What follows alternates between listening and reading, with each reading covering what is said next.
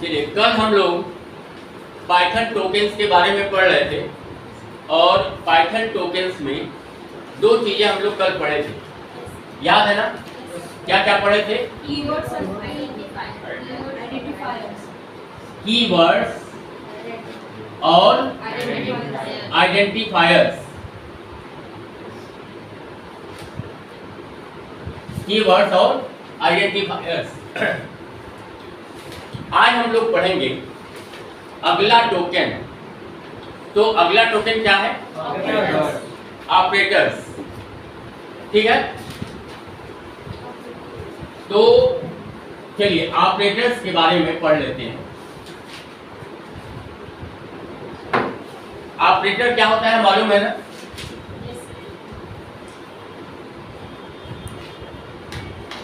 क्या होता है ऑपरेटर, बताइए। जो ऑपरेट करता है, जो ऑपरेट करता है वो ऑपरेटर, और जिसके ऊपर ऑपरेशन होता है उसको क्या कहते हैं? ऑपरेंड।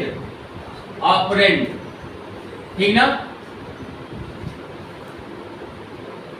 जिसके ऊपर ऑपरेशन होता है वो ऑपरेंड, और जो ऑपरेशन करता है वो ऑपरेटर। जैसे मान लीजिए यहां पर हमने लिखा 5 + 10, ऑपरेटर कौन हो गया? प्लस प्लस ऑपरेटर हो गया। ऑपरेशन यही कर रहा है ना? क्या ऑपरेशन कर रहा है? ऐड कर रहा है, ऐड कर रहा है। ऑपरेशन तो यही है, ऐड कर रहा है। किसके ऊपर ऑपरेशन कर रहा है? 5 और 10। तो 5 और 10 क्या हो गया? ऑपरेंड। समझ में बात आई? ठीक, तो पाइथन में बहुत तरह के ऑपरेटर्स हैं, ठीक है?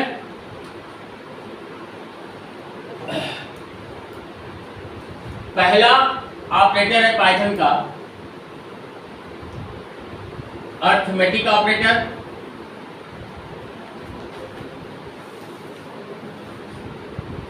Arithmetic operator.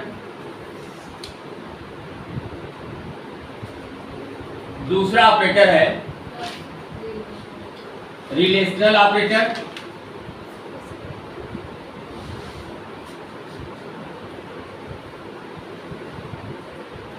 तीसरा ऑपरेटर है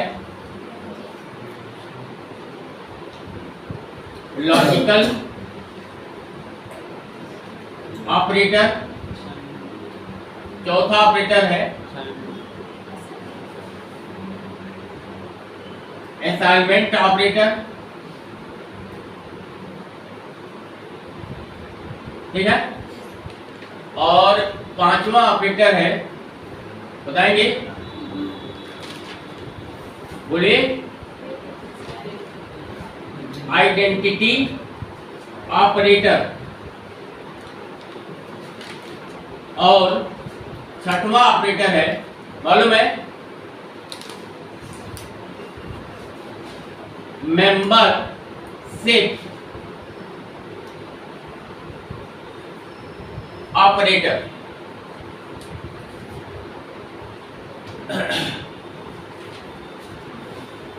ये 6 टाइप्स के ऑपरेटर्स पाइथन में यूज होता है। अब एक एक करके सबके बारे में पढ़ लेंगे। हाँ, नोट कर लीजिए।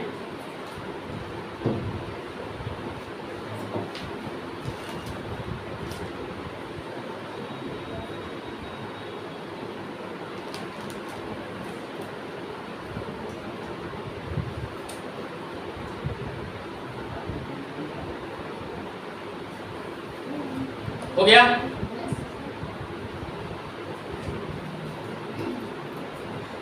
लिख लिए सब लोग? मिटा देना।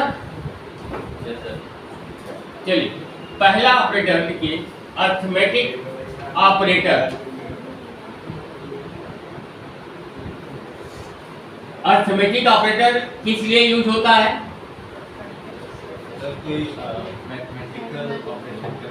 हाँ, अर्थमेटिक कैलकुलेशंस के लिए, ठीक ना। अर्थमेटिक कैलकुलेशंस के लिए अर्थमेटिक ऑपरेटर का यूज होता है, ठीक है। तो अर्थमेटिक ऑपरेटर भी दो तरह का होता है, मालूम है ना। इसमें अर्थमेटिक ऑपरेटर में पहला जो ऑपरेटर होता है वो होता है यूनरी ऑपरेटर, यूनरी ऑपरेटर, और दूसरा जो होता है वो होता है बाइनरी ऑपरेटर।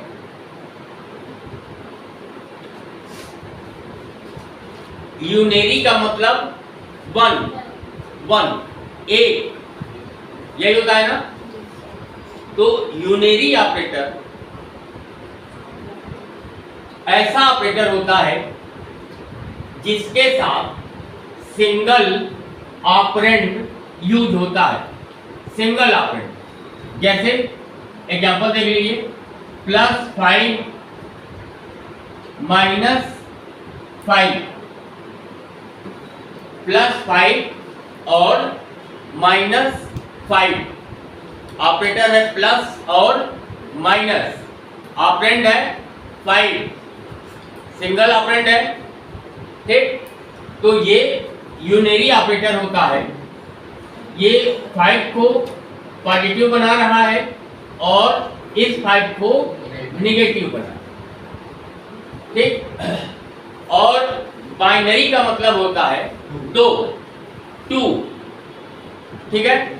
तो ऐसा ऑपरेटर जो दो ऑपरेंड के साथ काम करता है, 2 ऑपरेंड्स के साथ काम करता है, उसको बाइनरी ऑपरेटर कहते हैं, ठीक है। अब बाइनरी ऑपरेटर कई तरह का होता है, ठीक है। बाइनरी ऑपरेटर कई तरह का होता है, समझा इसको। बाइनरी ऑपरेटर कई तरह का होता है, इसमें plus operator, minus, asterisk, slash, modulus, double asterisk और डबल स्लैश, ये इतने तरह के ऑपरेटर्स हैं जो बाइनरी ऑपरेटर्स, ठीक है। तो जैसे प्लस 5 + 6, 5 + 6 क्या करेगा, रिजल्ट क्या होगा, जोड़ देगा, तो इसका रिजल्ट क्या हो जाएगा 11। ये माइनस ऑपरेटर 7 - 3, क्या इसका रिजल्ट हो जाएगा 4। ये हो गया 5 × 4 20 हो जाएगा। यहां पर हो गया 7 मॉडुलस 3, क्या रिजल्ट हो जाएगा बताइए। हाँ, स्लैश ऑपरेटर, स्लैश क्या करता है, डिवाइड करता है, कोसेंट आपको रिटर्न करता है।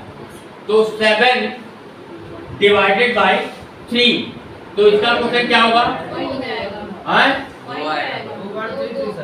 2.33, तो यही आपको रिजल्ट मिलेगा 2.33, ठीक है। और इसके बाद 7 मॉडुलस 3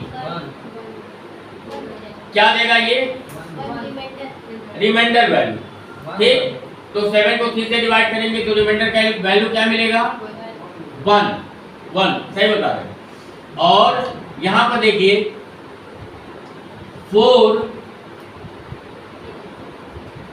/ 2, ये जो डबल एस्टेरिस्क है ये एक्सपोनेंट ऑपरेटर, एक्सपोनेंट ऑपरेटर, ठीक है। इसका मतलब कि 4 टू द पावर 2 क्या आउटपुट मिलेगा? 16। और ये है डबल स्लैश, डबल स्लैश, तो अगर हम इसको 7 डबल स्लैश 3 करते हैं तो क्या मिलेगा इसका आउटपुट? जो कोसेंट होगा उसका इंटीजर पार्ट, ठीक है। इसको फ्लोर डिवीजन भी कहते हैं, फ्लोर डिवीजन। तो 7 को 3 से डिवाइड करेंगे, जो कोसेंट आएगा उसका इंटीजर पार्ट क्या मिल जाएगा? 2।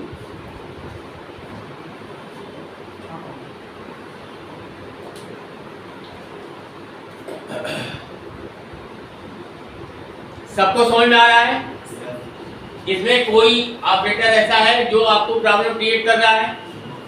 नहीं ना, सिंपल सा है सब।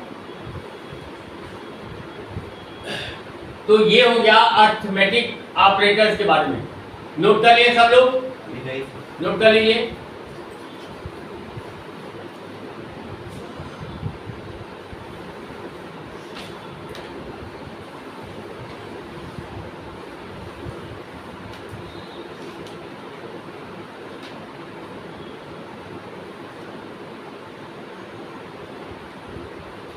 हो जाएगा तो बताइएगा।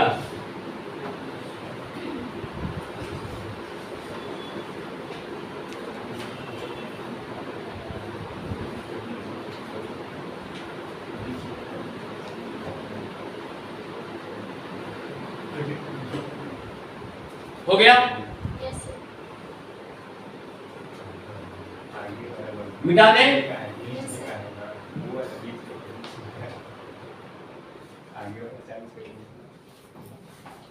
चलिए दूसरा ऑपरेटर देखते हैं। दूसरा कौन सा ऑपरेटर है? Relational operator.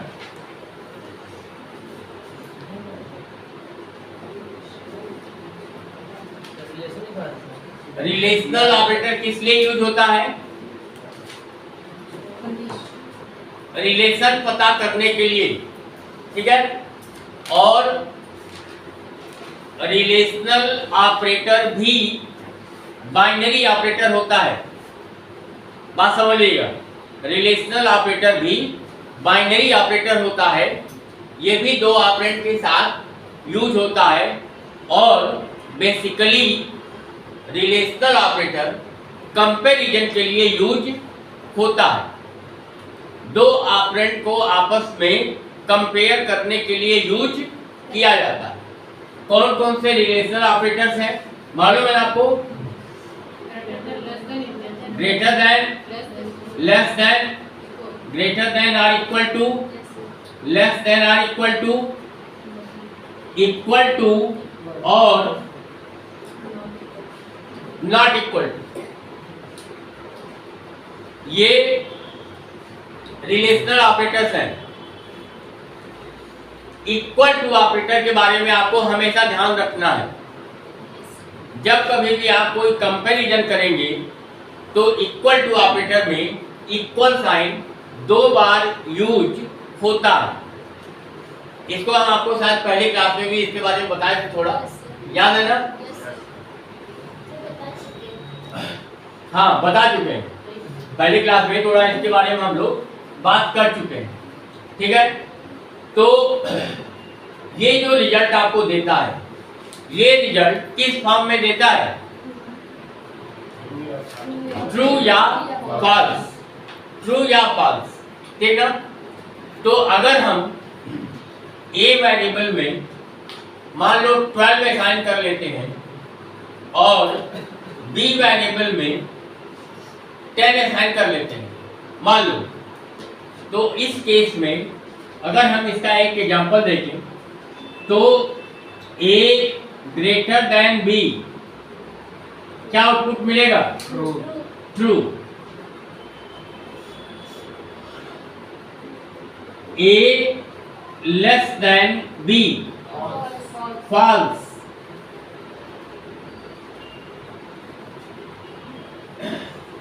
A greater than or equal to B,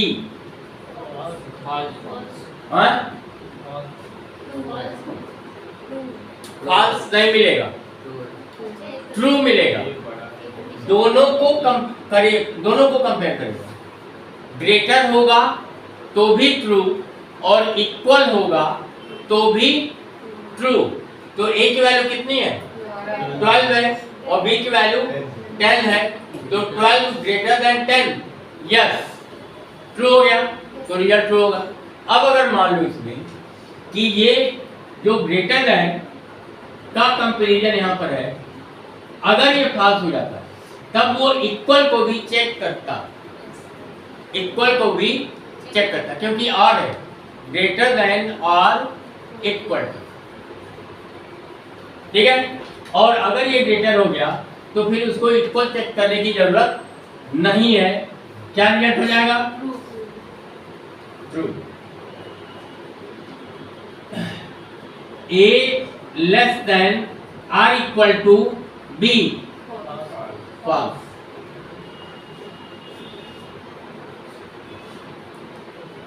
A equal to B क्या हो जाएगा? फॉल्स। और A not equal to B क्या हो जाएगा? ट्रू। ठीक है। अब इसमें आप एक और चीज देख रहे होंगे जो हम आपको कहे हैं कि ये रिलेशनल ऑपरेटर भी बाइनरी ऑपरेटर होता है। तो हर ऑपरेटर के साथ आप देख रहे हैं कि दो ऑपरेंड यूज हो रहा है ना? नोट कर लीजिए। समझ आया सबको?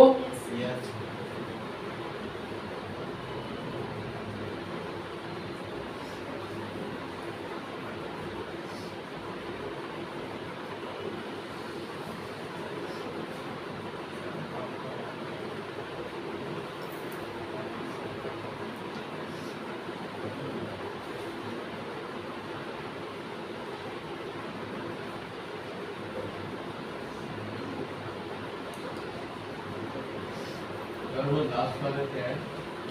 बोलिए। लास्ट वाला not equal to exclamation sign है, आपके कीबोर्ड में मिलेगा इस तरह का साइन, एक्सक्लेमेशन साइन है और उसके बाद इक्वल साइन।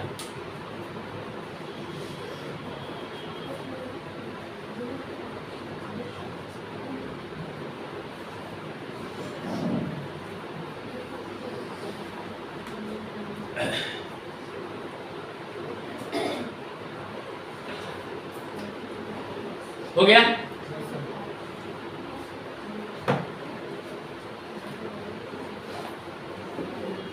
मिटा दें?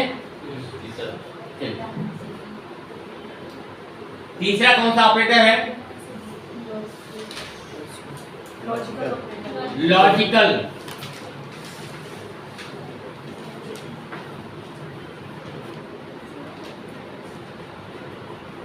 लॉजिकल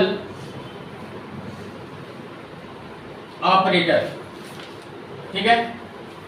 देखिए, लॉजिकल ऑपरेटर दो रिलेशनल एक्सप्रेशन को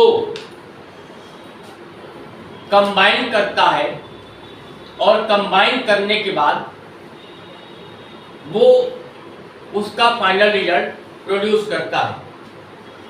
अब ये लॉजिकल ऑपरेटर तीन तरह का होता है, मालूम है ना? एंड, और, नॉट। एंड और नॉट ऐसे ही लिखते हैं जैसे एंड और नॉट लिखा है, ठीक है। सी लैंग्वेज में थोड़ा अलग हो जाता है। कोई सी लैंग्वेज पढ़ा है आप लोगों में से? सी लैंग्वेज में एंड ऑपरेटर को इस तरह से लिखते हैं, एम्परसेंड साइन दो बार, और आर के लिए ये जो वर्टिकल बार होता है, ये वर्टिकल बार 2 बार, और नॉट के लिए एक्सक्लेमेशन साइन होता है। ये सी लैंग्वेज का तरीका है, लेकिन पाइथन को हम इस तरह से यूज करते हैं। एंड लिख लेते हैं, आर लिख लेते हैं और नॉट लिख लेते हैं स्मॉल लेटर, ठीक है। अब इसका एक एग्जांपल देखिए, A greater than B and B greater than C। अब यहां पर आपको समझना है थोड़ा कि अगर ये दोनों एक्सप्रेशन, ये दो एक्सप्रेशन है ना, एक एक्सप्रेशन ये है और एक एक्सप्रेशन ये है, इन दोनों को कौन कंबाइन कर रहा है? एंड। तो अगर ये दोनों एक्सप्रेशन ट्रू होगा, मतलब कि ये भी ट्रू हो और ये भी ट्रू हो, तो फाइनल रिजल्ट आपको क्या मिलेगा? ट्रू। Otherwise false. अदरवाइज में 3 कंडीशन होगा, मालूम है ना? अदरवाइज में 3 कंडीशन हो जाएगा। कैसे? एक ट्रू हो गया, एक फॉल्स हो गया, तो भी फॉल्स। ये फॉल्स हो गया, ये ट्रू हो गया, तो भी फॉल्स। दोनों फॉल्स हो गए तो भी फॉल्स। बात समझ आ रही है ना? तो इस तरीके से आप एंड ऑपरेटर को यूज करेंगे। अब आर को देखते हैं। और एक चीज और आपको बता दें कि अगर ये पहली कंडीशन ट्रू होती है तभी ये दूसरे कंडीशन को चेक करता है, क्योंकि अगर पहली कंडीशन फॉल्स हो गई तो दूसरे को चेक करने की जरूरत ही नहीं है। बात समझ में आ रही है ना? क्योंकि अगर ये पहली कंडीशन फॉल्स हो गई तो फाइनल रिजल्ट क्या मिलेगा? फॉल्स ही मिलेगा, फिर आगे चाहे कुछ भी लिखा हो। बात समझ में आ रही है? और यहां पर केवल 2 एक्सप्रेशन ही नहीं हो सकता है, बल्कि 2 से ज्यादा एक्सप्रेशन भी हो सकता है। जैसे यहां पर लिखकर एक बता रहे हैं, मान लो यहां पर लिख दिया A greater than B and B greater than C and C greater than A। ऐसा भी हो सकता है।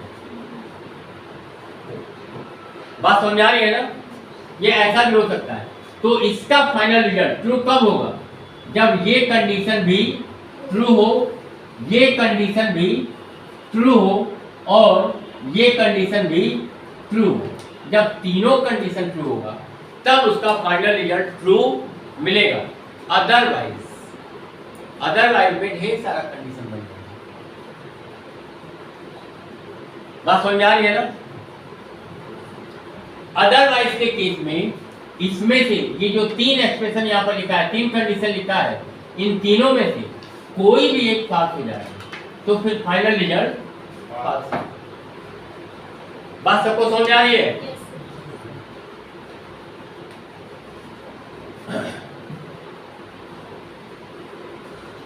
अब यहां पर दूसरा देखिए, और A ग्रेटर देन B और B ग्रेटर देन C।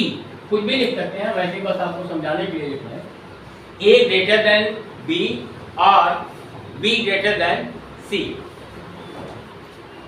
इन दोनों में कोई भी एक ट्रू हो गया तो फाइनल रिजल्ट क्या मिलेगा? ट्रू मिलेगा। बोल देंगे आप लोग? बोलेंगे तभी समझ में आएगा कि आपको समझ में आ रहा है, नहीं बोलेंगे तो लगेगा समझ में नहीं आ रहा है।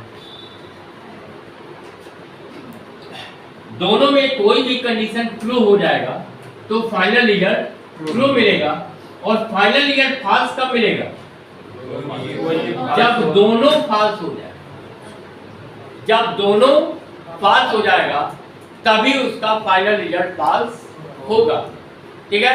अदरवाइज फाइनल रिजल्ट ट्रू मिलेगा, ठीक है।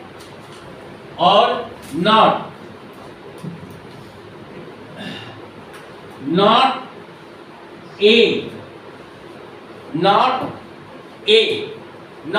यूनरी हो जाता है, एंड और आर बाइनरी, और नॉट यूनरी है सिंगल ऑपरेंड के साथ, ठीक है। नॉट ए, इसके बारे में भी हम लोग इसके पहले की क्लास में बात कर चुके हैं, ठीक।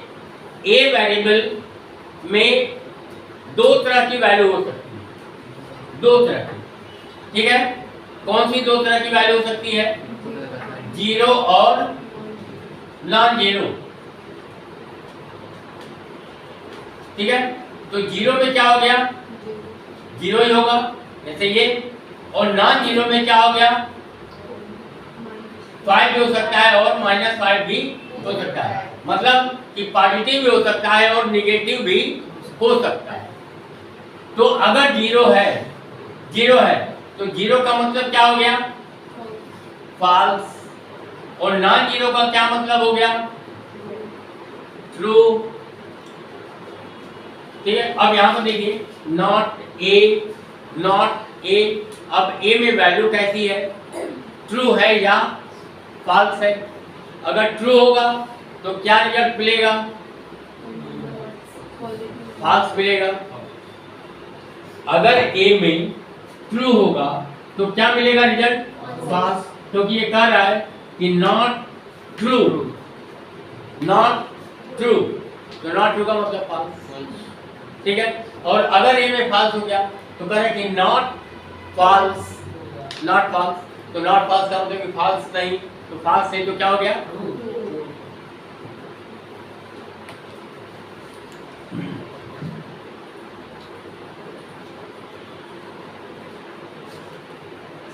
अगला कौन सा है?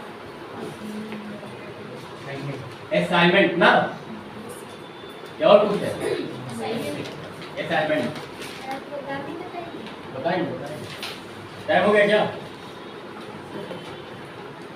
अच्छा चलो असाइनमेंट बता देते हैं।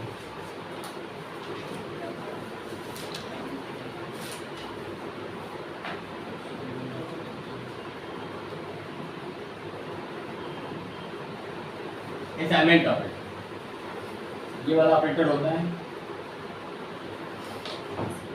यही ऑपरेटर है ना, इसके बारे में तो बहुत बात की है, ठीक है। हमेशा एक बात ध्यान रखना, असाइनमेंट ऑपरेटर के केस में बहुत बार बताया है, एक बार फिर से यहाँ पर जब ये आया है हमारे प्रॉपर वे में तो इसके बारे में बात कर रहे हैं।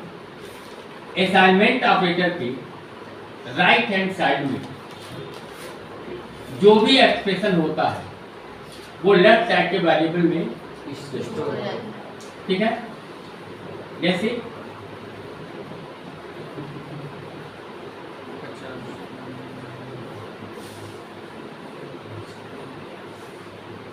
कुछ भी, कोई भी एक्सप्रेशन जो असाइनमेंट ऑपरेटर के राइट हैंड साइड में है वो पहले इवैल्यूएट होता है, और इवैल्यूएट होने के बाद जो उसका रिजल्ट होता है वो लेफ्ट साइड के वेरिएबल में स्टोर, ठीक है। तो यही असाइनमेंट ऑपरेटर है। अब चलिए कुछ एक आध प्रोग्राम में बना लेते हैं आपको करंट प्रोग्राम के लिए, बाकी दो ऑपरेटर कल पढ़ लेंगे इसका।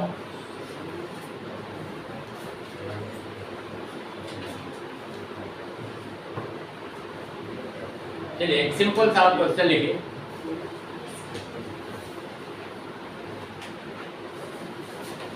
Right a program to print multiplication value of two inputted numbers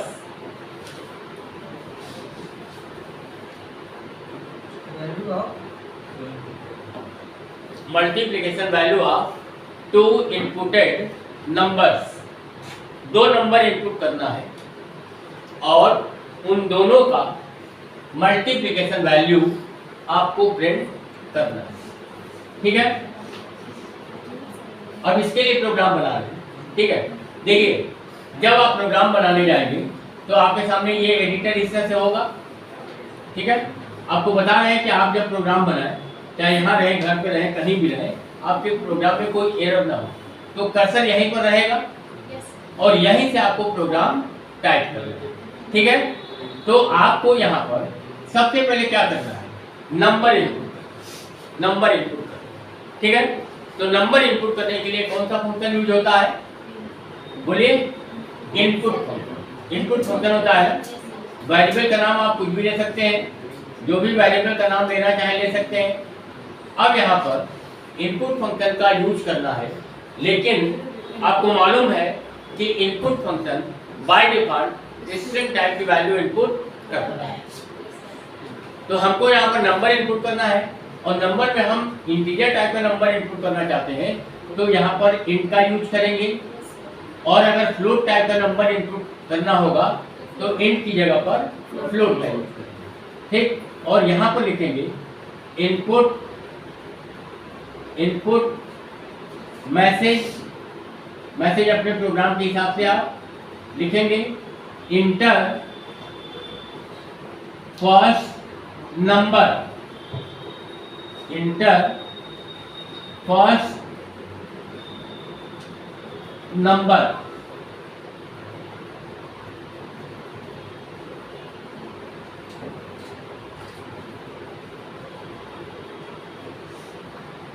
inverted comma के अंदर जो भी मैसेज लिखेंगे वो message as it is display हो जाएगा जब आप इसको एग्जीक्यूट कराएंगे। ठीक है, तो मैसेज आपके प्रोग्राम के अकॉर्डिंग एप्रोप्रिएट होना चाहिए। हमने यहाँ पर लिखा इंटर फर्स्ट नंबर। अब देखिए यहाँ पर ये जो फुल कॉलम साइन लिखा है, इस फुल कॉलम साइन का एक्चुअली कोई मतलब है नहीं। ठीक है ना, क्योंकि वो इन्वर्टेड कामा के अंदर है तो वो भी वैसे ही डिस्प्ले हो जाएगा। मतलब कि जब आप इस प्रोग्राम को एग्जीक्यूट कराएंगे तो इस तरीके से आपके कंप्यूटर की स्क्रीन पर ये मैसेज आ जाएगा और यहाँ पर ये लिख कर आ जाएगा इंटर फर्स्ट नंबर, जैसा लिखे रहेंगे इंटर फर्स्ट नंबर यहाँ पर ये, और यहाँ पर ये कर्सर आता है यहाँ पर।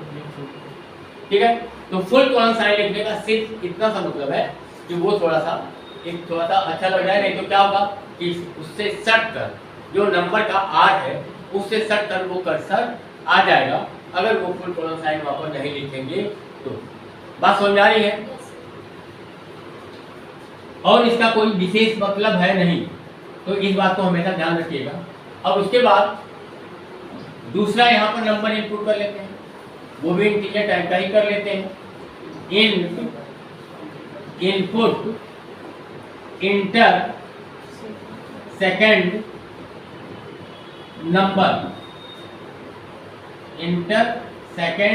नंबर। ध्यान रखिएगा दो फंक्शन यूज हो रहा है, एक कौन सा फंक्शन, इंट फंक्शन, और एक कौन सा फंक्शन, इनपुट फंक्शन। तो ये इंट फंक्शन है, और इसके अंदर क्या है, इनपुट फंक्शन, ये ऐसे है ना। तो ये लेफ्ट पैरेंथेसिस यहाँ पे 2 बार ओपन हो रहा है तो 2 बार क्लोज भी होना चाहिए। एरर यहीं पे आता है, जो आपके प्रोग्राम में एरर आएगा इसी वजह से आ सकता है कि आप यहाँ पर क्लोज करते समय एक ही पैरेंथेसिस बंद करें तो एरर आने लगेगा। इसी चीज को ध्यान में रखना है, और 2-3 प्रोग्राम जब आप बना लेंगे तो उसके बाद आपके प्रोग्राम में कोई एरर नहीं आएगा। ठीक, और एरर कहाँ आ सकता है कि जैसे यहाँ पर इन्वर्टेड कामा लगाया और यहाँ पर इन्वर्टेड कामा को बंद करना भूल गए तब भी एरर आने लगे। तो ये छोटी छोटी बातें हैं और इसको अगर आप केयर कर लेंगे तो आपके प्रोग्राम में कभी कोई एरर नहीं आएगा। अब इसके बाद C = A+ बी मल्टीप्लाई, तो मल्टीप्लिकेशन का साइन हो जाएगा, ठीक है। ए मल्टीप्लाई बी और उसके बाद प्रिंट करा देंगे, प्रिंट। अब प्रिंट करते समय आप चाहे तो केवल सी की वैल्यू को प्रिंट कर सकते हैं, और अगर आप चाहें तो मैसेज के साथ भी कर सकते हैं। अगर यहाँ पर प्रिंट में केवल सी लिख देंगे तो सी की वैल्यू डायरेक्टली प्रिंट कर देगा, और अगर मैसेज के साथ लिखेंगे तो मैसेज भी प्रिंट करेगा और उस मैसेज के आगे उसकी वैल्यू भी प्रिंट करेगा, ठीक है। तो यहाँ पर हम मैसेज लिख देते हैं मल्टीप्लिकेशन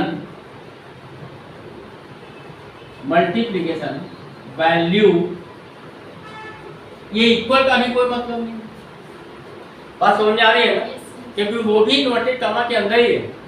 और ये एकदम हमेशा दिमाग में बैठा लीजिए कि डबल इन्वर्टेड कॉमा के अंदर जो लिखेंगे वो एज इट इज डिस्प्ले होगा, ठीक है। तो अदरवाइज इसका कोई और मतलब नहीं है, बस ऐसे ही प्रिंट कर देगा मल्टीप्लिकेशन वैल्यू इक्वल, और उसके बाद कॉमा के बाद यहाँ पर लिख दिया सी और ये ब्रैकेट बंद किया, क्योंकि प्रिंट भी फंक्शन है तो प्रिंट का भी लेफ्ट पैरेंथेसिस लिखा है तो उसका राइट पैरेंथेसिस।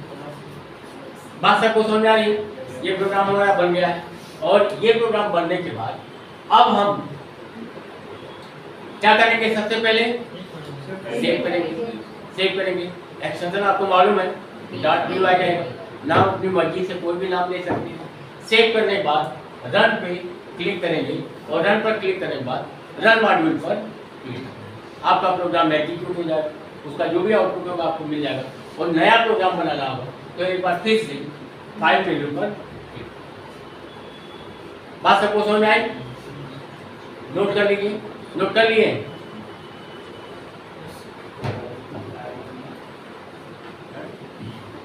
नोट कर लिए सब लोग? चलिए, अच्छा यहाँ पर ये बात समझिए कि 2 नंबर इनपुट करना है तो हमने 2 लाइन में लिख दिया। 3 नंबर अगर इनपुट करना होगा तो 3 लाइन में लिखेंगे, ठीक है। और 4 लाइन में अगर इनपुट करना है तो 4 लाइन, मैंने 4 वेरिएबल में इनपुट करना हो, और 5 वेरिएबल में वैल्यू इनपुट करना हो तो 5 लाइन। तो थोड़ा सा दिक्कत हो रहा है, इसका कोई और तरीका होना चाहिए, ठीक है।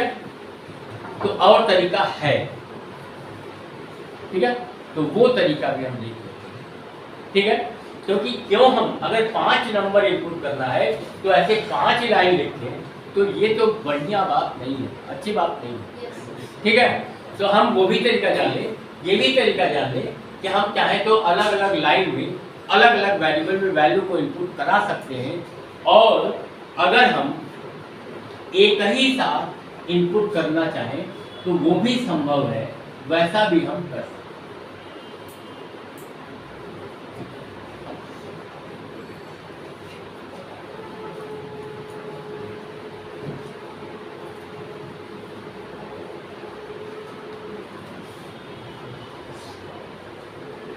देखिए ए कामा बी, फिर उसके बाद असाइनमेंट, ठीक है। और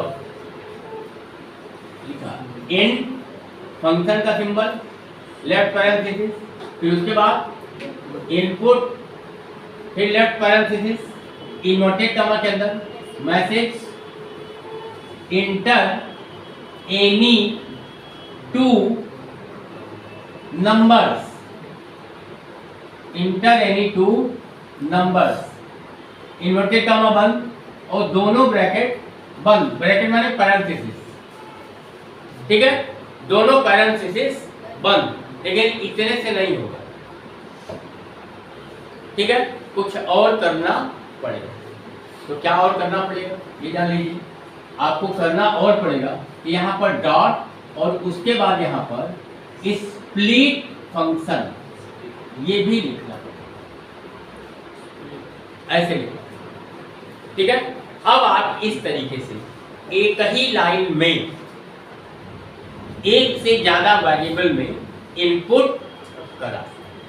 ध्यान आपको क्या देना है, ध्यान आपको देना है कि ये दोनों पैरेंथेसिस बंद करने के बाद, 2 पैरेंथेसिस क्यों, एक इनपुट का और एक इंट का। दोनों पैरेंथेसिस को बंद करने के बाद फिर डॉट ऑपरेटर और उसके बाद स्प्लिट फंक्शन स्मॉल लेटर में ही रहेगा। मेरे लिखने में अगर कहीं कैपिटल आपको दिखे तो कैपिटल नहीं रहेगा, ठीक ना, स्मॉल ही रहेगा।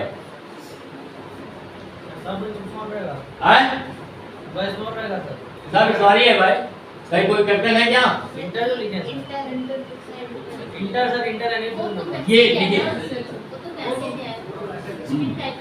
बिल्कुल, कई बार आपको बताया है, फिर से बता दें, डबल इन्वर्टेड कॉमा के अंदर आप जो भी मैसेज लिखते हैं वो एज इट इज प्रिंट होता है। तो मैसेज कभी भी आपके प्रोग्राम को अफेक्ट नहीं करता, ठीक है। जैसा लिखेंगे स्मॉल लेटर में लिख देंगे तो मैसेज स्मॉल लेटर में डिस्प्ले हो जाएगा, पूरा कैपिटल में लिख देंगे तो मैसेज पूरा कैपिटल में डिस्प्ले हो जाएगा, प्रॉपर वे में लिखेंगे तो प्रॉपर वे में डिस्प्ले होगा, ठीक है। कमांड की हम बात कर रहे हैं कि कमांड जो होता है, जो कीवर्ड्स होते हैं, जो फंक्शन नेम होते हैं, वो सब स्मॉल लेटर में होते हैं। वेरिएबल्स भी जनरली स्मॉल लेटर में लिखा जाता है, ठीक है। वैसे पाइथन केस सेंसिटिव है तो वेरिएबल नेम ए अलग वेरिएबल हो सकता है और कैपिटल ए अलग वेरिएबल हो सकता है, ठीक है। लेकिन जनरली प्रैक्टिस में क्या है कि प्रैक्टिस में स्मॉल कैरेक्टर को ही वेरिएबल के रूप में यूज करते हैं या वेरिएबल नेम को स्मॉल लेटर्स में ही, लोअर केस कैरेक्टर में ही यूज करते हैं। ये हो गया। अब उसके बाद आपको यहीं पर लिखना है, जो ए है उसके ठीक नीचे इंडेंट का हमेशा आपको ध्यान रखना, इंडेंट को हमेशा ध्यान रखना, ठीक है। ये बार बार आपको बता रहे हैं क्योंकि आपका प्रोग्राम में कभी एरर ना आए। अब यहाँ पर C = A + B, A + B, ठीक है। मल्टीप्लाई करना होगा या जोड़ना होगा, जो भी करना, ठीक है। अगर प्लस कर देंगे तो एडिशन आ जाएगा और अगर एस्टेरिस्क का यूज कर लेंगे तो मल्टीप्लिकेशन आ जाएगा, ठीक। जैसा आपके क्वेश्चन में होगा आप वैसा ही करोगे। और यहाँ पर कर लेते हैं प्रिंट। अच्छा, अब एक चीज और देख लीजिए, ये जो C है, अभी तक हम लोग क्या कर रहे हैं कि मैसेज को पहले लिख रहे थे और वेरिएबल को बाद में। तो ये कोई स्टैंडर्ड फॉर्मेट नहीं है, ये कोई स्टैंडर्ड फॉर्मेट नहीं है, मतलब कि पहले मैसेज हो और वेरिएबल बाद में हो, ये जरूरी नहीं, वेरिएबल पहले भी हो सकता है। तो यहाँ पर हम लिख लेते हैं C कॉमा, अब उसके बाद इन्वर्टेड कॉमा, मैसेज हमेशा inverted comma. C is multiplication value,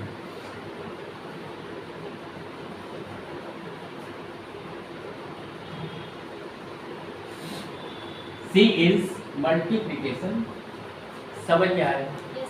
तो C में जो वैल्यू होगी वो पहले, मान लो आपने A में इनपुट कर दिया 10 और B में इनपुट कर दिया 5, तो 10 × 5 50 हो गया।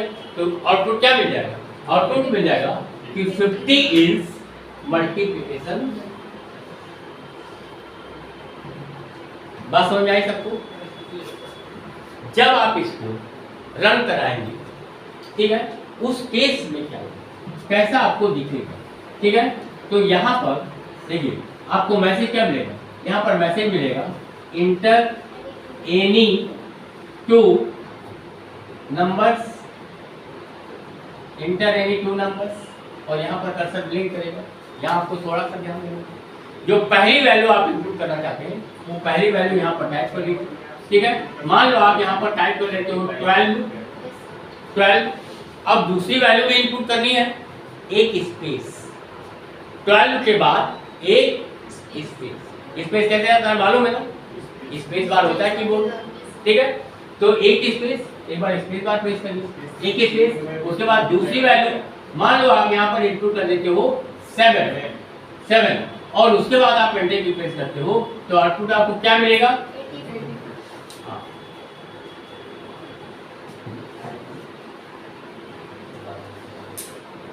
बात समझ में आई? 12 को 7 से मल्टीप्लाई करेगा और उसका रिजल्ट आपको मिल जाएगा।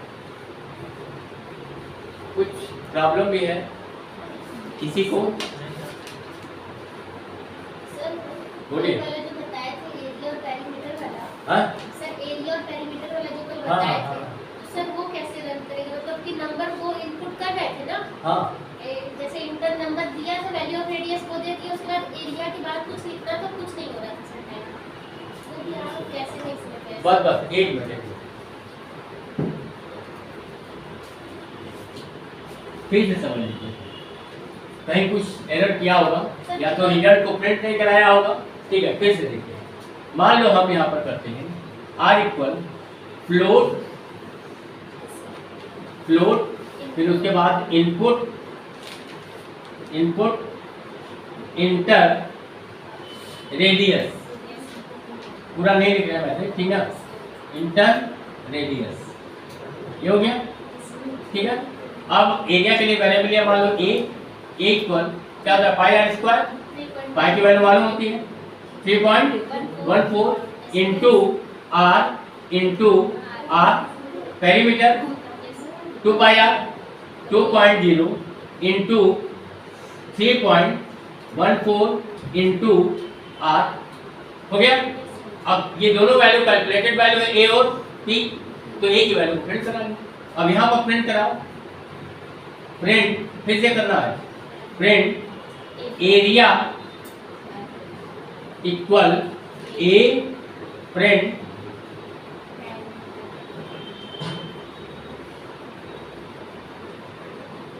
पेरीमीटर इक्वल क्या है पी।